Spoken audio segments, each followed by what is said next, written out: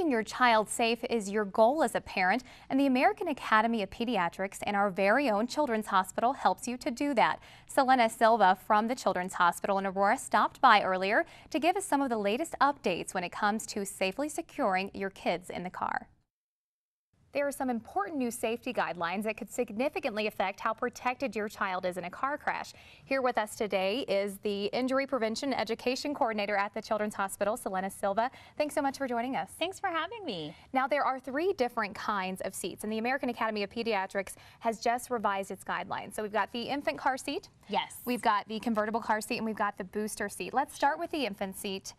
What are some things that parents need to know? Well, this is typically our first seat for our most precious cargo, our brand new baby. So it's really important to both send in the registration card for this seat, as well as reference the owner's manual for both your vehicle as well as your car seat. I know that we don't like to read those manuals, but this is where it's critical. We want to ensure that we're using it in the proper seating position and using it to the proper weight limits. So don't put that away in the box. Go ahead and read that. Keep it out, keep it in your glove compartment, keep it somewhere where you can reference this, because we move our car seat from vehicle to vehicle, so it's important to know exactly what that says. Okay. This particular car seat goes up to a weight limit of 30 pounds, so we want to be able to use that for as long as possible. But for example, this insert only is able to be used to a much lower weight limit, so we want to make sure that we're utilizing this restraint for as long as possible, but as appropriately as we can. So does this insert stay in the entire time in this car seat? It doesn't, not for this particular seat. We have to take it out after a certain weight limit, so we wouldn't know that had we not read our owner's manual. Really important. So now, before we move on to the convertible seat,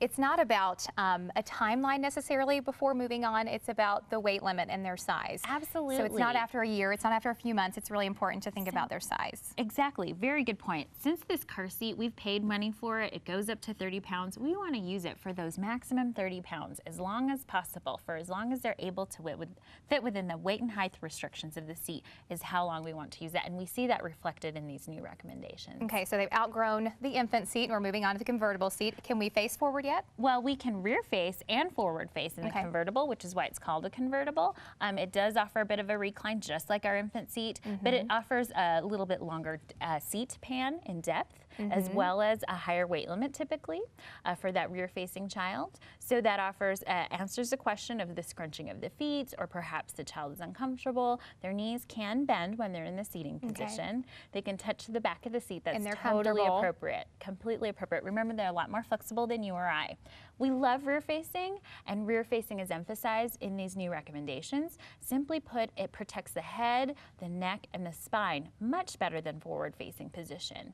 Other countries will rear-face to a much higher age limit, even 4. So even if their knees are really bent, they're still okay. They're still safer. So then they get to turn around and they're facing forward for a while, but then they eventually are going to pass up that weight limit and that size limit, and we get to move on to the booster. And there are some guidelines that definitely changed with this one, correct? Well, this is a booster that also has a harness position, so you're able to still maintain that 5-point harness. And remember, that 5-point harness is super important because it offers superior protection, several different points of which to distribute the crash forces should we be in a crash, 5 different points, including the crotch strap, so that prevents submarining or sliding under that lap portion of the belt. And it's superior to what you or I have, because you and I have the 3-point, and so that's in the center of the shoulder and across the 2 hips. But this is able to keep children, both of those shoulders, protected. Now, children like to nap in the vehicle, so that's very helpful. If they do fall asleep, it holds them in position.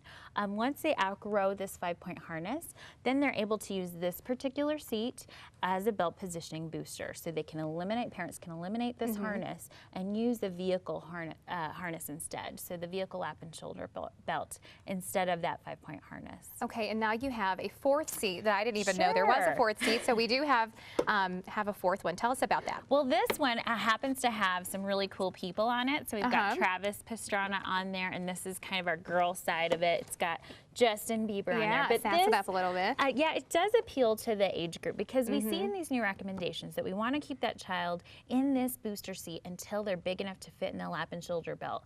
A lot of small children don't fit properly in a lap and shoulder belt, so allowing them to customize their seat a little bit can help buy you some extra time while in that booster. Now, when it comes to getting rid of all the car seats altogether, even this one, there's a 5-step test that you need to ask yourself to make sure the kids are good to go ahead and sit in the seat without anything. What is that? Absolutely, and we want to make sure that the child is able to sit with their back all the way up against the vehicle seat, that the shoulder belt is able to fit snugly in the center of the shoulder. The same goes for you or I. If we need to adjust the shoulder strap and have that capacity, it's important to do so, and that the hip portion fits snugly on the hips. Now, when I talk to kids, I have them feel their hips, make sure that they can touch them. That's where we want our lap belt, not up in our squishy parts. Our squishy parts are important.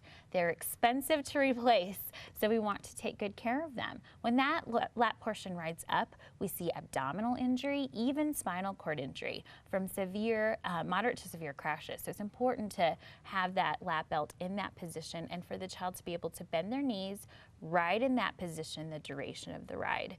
So that's often the biggest question. Can they ride without this comfort for the entire duration of the ride? Sometimes that may mean using a booster seat during a long excursion. So they'll be more comfortable. Yeah, so the child can sleep properly and still remain in position. Now, the all-important question, if there's any kids watching, they definitely want to know this. The front seat, that's an important milestone, something all the kids even fight over if there's more than one kid in the family.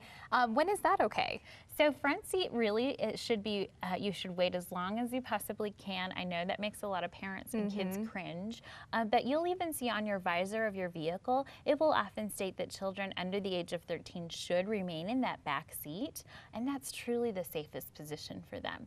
So often you can bribe them sitting back there with some headphones or maybe some other distractions that are a little bit better, but for as long as possible, 13 being the minimum is reflected in the new recommendations. Great. Well, Selena, thanks so much for joining us. Thank you. This is definitely some important information that parents need to know. Thanks for having me.